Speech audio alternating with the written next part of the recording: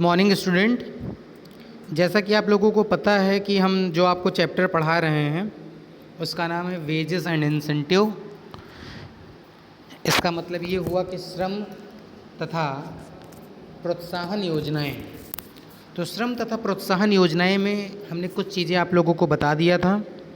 आज की क्लास में मैं आप लोगों को ये बताऊंगा कि इंसेंटिव फॉर सुपरवाइजर मतलब पर्यवेक्षक के लिए क्या क्या प्रोत्साहन होता है, उसको हम यहाँ पर बारी बारी से पढ़ेंगे।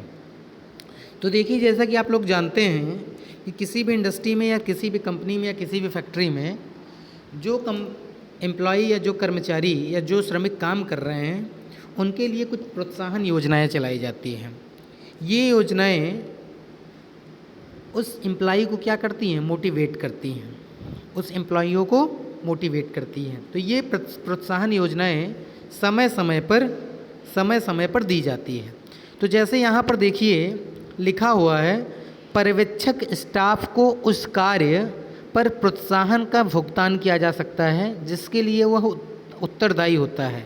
ऐसे अनेक कारक संभव होते हैं जिन पर प्रोत्साहन आधारित होता है। एक पर्यवेक्षक को दिए जाने वाला बोनस निम्न पर आधारित हो सकता है।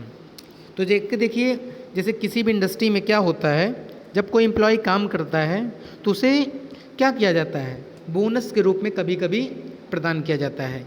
क्यों बोनस दिया जा रहा है, उसके निम्न कारण हैं। जैसे प्रतिदिन अथवा प्रति सप्ताह उसके खंड विभाग द्वारा उत्पादित किए जाने वाले स्वीकार्य एवं संतोषजनक उत्पादों की संख्या पर। इस पर डिपेंड कर रहा है ये कि जैसे मान लीजिए कोई भी एम्प्लॉय जब काम कर रहा है तो क्या होगा कि जब वो अपना वो करता है, जब क्या करता है, उत्पाद कोई तैयार कर रहा है, तो अगर वो एक हफ्ते में जो तैयार किया या प्रोडक्ट को अगर उसमें संतोषजनक परिणाम मिला, क्या मिला, संतोषजनक अगर परिणाम मिला, तो उसे क्या होगा, उससे एम्प्लॉइयों को बेनिफिट या बोनस के रूप में दिया जाता है। फिर ऐसे है समान कार्य निष्पादन को प्राप्त करने में बचाए गए कार्यखंडों की संख्या पर। जैसे मान लीजिए कि कोई भी एम्प्लॉय काम कर रहा है, देखिए यहाँ पर लिखा हुआ है, जैसे कोई भी एम्प्लॉय काम कर रहा है तो अगर वो समय को बचा रहा है, तो कार्यखंड में लगे समय को बचा रहा है, तो उस पर क्या मिल रहा है, उस पर भी बोनस कभी कभी दिया जाता है। इसी प्रकार व्यर्थ तथा बर्बादी स्क्रैप में कमी लाने के आधार पर। इसका मतलब क्या हुआ, देखिए सब लोग, इसका मतलब ये हुआ कि जैसे जब कोई भी मटेरियल बनाया जाता है तो मशीन पर बनाया जा रहा है, मशीन पर अगर बनाया जा रहा है तो मटेरियल बनते समय कुछ बर्बाद भी होता है, मटेरियल बनते समय बर्बाद भी होता है। अच्छा, इसमें अगर बर्बादी कम होगी तो क्या होगा भैया, मटेरियल हमारी बचत होगी और उस बचत के कारण व्यर्थ होने से बचा जा सकता है। तो इसमें कभी कभी एम्प्लॉइयों को क्या दिया जाता है, इंसेंटिव प्रदान किया जाता है।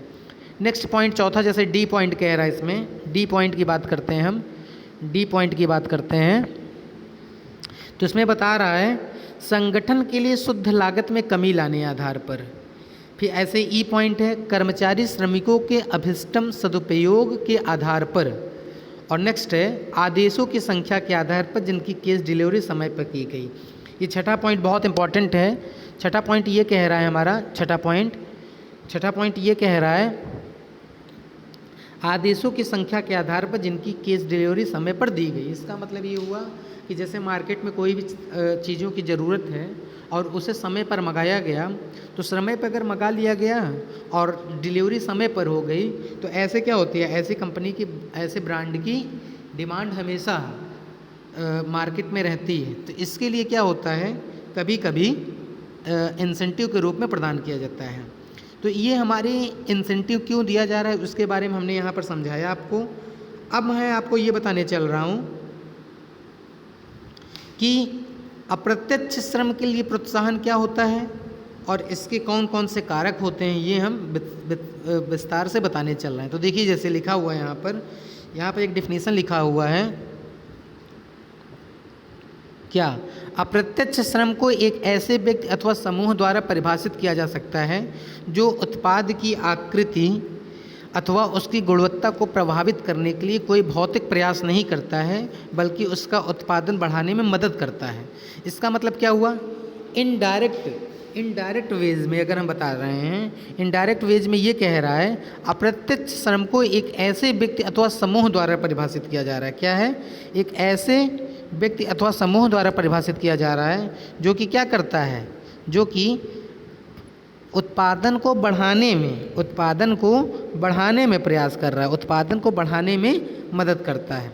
तो इस प्रकार हम ये बता रहे हैं आपको कि क्या होता है अप्रत्यक्ष श्रम प्रोत्साहन।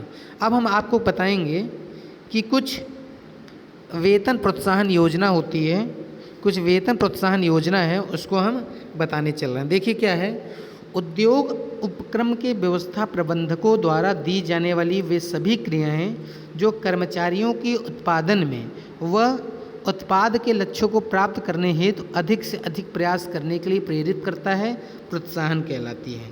अब देखिए, जैसा कि आप लोगों को पता है प्रोत्साहन क्या होता है। प्रोत्साहन का मतलब है किसी भी चीज़ को क्या करना, किसी भी चीज़ को प्रोत्साहित करना, मतलब उसे बढ़ावा देना। क्या? बढ़ावा देना। तो बढ़ावा देना क्या होता है? प्रोत्साहन कहलाता है। किसी चीज़ को बढ़ावा देना क्या कहलाता है? प्रोत्साहन कहलाता है। तो इस तरह की चीज़ें आप लोगों को देखिए यहाँ पे समझ में आ रही होगी। एक अच्छी वेतन प्रोत्साहन की योजना के लक्षण क्या क्या हैं, इसे हम विस्तार से देखेंगे। इसे हम विस्तार से क्या करेंगे? देखेंगे। तो देखिए क्या क्या है। एक अच्छी वेतन प्रोत्साहन की योजना देखिए निम्नलिखित होती है। कौन कौन सी निम्नलिखित होती हैं? पहला है, योजना सरल एवं स्पष्ट होनी चाहिए। यह लागू करने में आसान तथा श्रमिकों को समझ में आने योग्य होनी चाहिए। अब जैसे मान लीजिए कि कोई भी योजना हमारी तैयार की जा रही है, कोई भी योजना अगर तैयार की जा रही है तो योजना हमारी जो होनी चाहिए वो क्या होनी चाहिए? सिंपल होनी चाहिए। योजना क्या होनी चाहिए? सिंपल होनी चाहिए। योजना जो है वो सिंपल होनी चाहिए। मतलब अगर जो भी एम्प्लॉय काम कर रहा है उसे क्या होनी चाहिए? समझ में आनी चाहिए। तो पहला पॉइंट ये हो गया। दूसरा, योजना द्वारा श्रमिकों के लिए हितों की रक्षा होनी चाहिए। योजना द्वारा श्रमिकों की हितों की रक्षा होनी चाहिए। मतलब जो योजनाएं तैयार की जा रही हैं उसमें क्या होगा? उनके श्रमिक जो काम कर रहे हैं, जो भी कर्मचारी काम कर रहे हैं, उनके हित के बारे में सोचकर करना चाहिए। नेक्स्ट पॉइंट की अगर हम बात करते हैं, मजदूरी तथा प्रोत्साहन योजनाएं कौन कौन सी है। तो पहला हमारा प्रोत्साहन योजना क्या होना चाहिए? योजना फ्लेक्सिबल होनी चाहिए। योजना क्या होनी चाहिए? फ्लेक्सिबल होनी चाहिए। फ्लेक्सिबल के साथ साथ न्यूनतम भुगतान से अतिरिक्त किया जाने वाला भुगतान पारिश्रमिक के साथ ही भुगतान किया जाना चाहिए।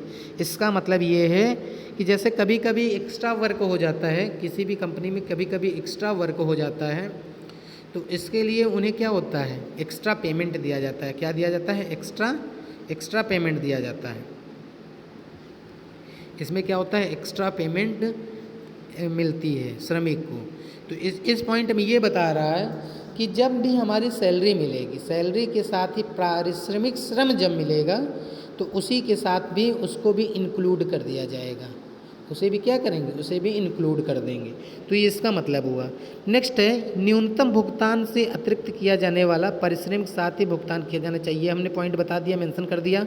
अब लिखा है, योजना के लिए समय तथा कार्यों के मानक तय करते समय अवश्य ध्यान रखना चाहिए कि मानक न तो इतना उच्च हो जिसे हासिल करना श्रमिक के लिए कठिन हो, और न ही निम्न हो जिसे कोई बहुत आसानी से हासिल कर सके। तो पांचवें देखिए जो हमारी चीज़ है, पांचवी पॉइंट जो है ये बहुत अच्छा पॉइंट दिया गया है। इसमें ये किया है कि जो हमारी योजनाएं तैयार की जाएंगी, जो हमारी योजना तैयार की जाएगी वो क्या होनी चाहिए? बहुत टफ योजना नहीं होनी चाहिए। बहुत टफ योजना नहीं होनी चाहिए। अगर बहुत टफ योजना नहीं है तो क्या होगा? उसे हासिल करना आसान नहीं होना चाहिए, या तो बहुत आसान भी नहीं होने चाहिए। और नेक्स्ट पॉइंट हम बात करते हैं, योजना एक सामान्य श्रमिक के समझ में आनी चाहिए। योजना एक सामान्य श्रमिक के समझ में आनी चाहिए और उसमें विश्वास दृढ़ होना चाहिए। तो इस तरह के हम 7 पॉइंट आपको बताए हैं। सातों पॉइंट बहुत इंपॉर्टेंट हैं। आप लोग पढ़ते चलिए। अगर किसी को कोई भी दिक्कत हो तो उसे पूछते चलिए। और नोट्स आपको पीडीएफ के रूप में भेजा जाएगा। पीडीएफ के रूप में नोट्स हमारा भेजा जाएगा।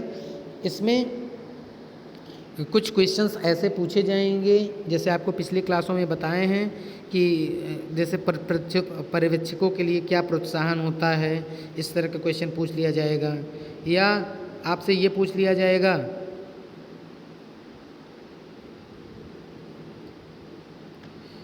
कि जो ये वेतन प्रोत्साहन योजना ये कैसे काम करेगी, फिर मजदूरी तथा प्रोत्साहन योजनाओं के बारे में पूछा जा सकता है। तो इस तरह की चीज़ें पूछी जा सकती हैं। तो आज की क्लास के लिए इतना ही, और ये चैप्टर मजदूरी तथा प्रोत्साहन योजनाएं यहाँ पे कंप्लीट होता है।